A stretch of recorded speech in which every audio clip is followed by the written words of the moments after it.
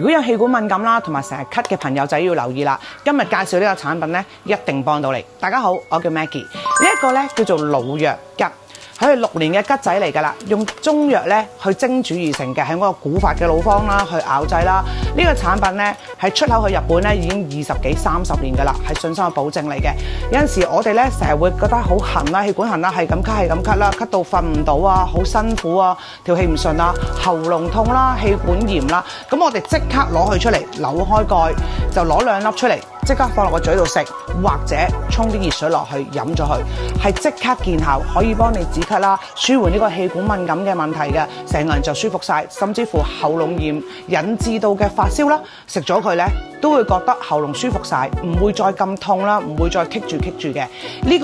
個日期越擺越耐越好嘅，即係譬如話你今日買翻去係6年嘅桔仔，你4年啊擺4年之後變咗10年啦，功效係更加好嘅。依家我哋呢個係做緊138蚊一樽啫，一樽咧就係有500克嘅，裏邊有大概有30-40粒噶啦，可以用好耐。記住啦，放喺陰涼處就可以，唔需要放雪櫃噶啦，越擺得耐越好。頭20名落單買呢個嘅朋友仔，我哋仲會有特別優惠俾大家添，咁大家快啲查詢啦！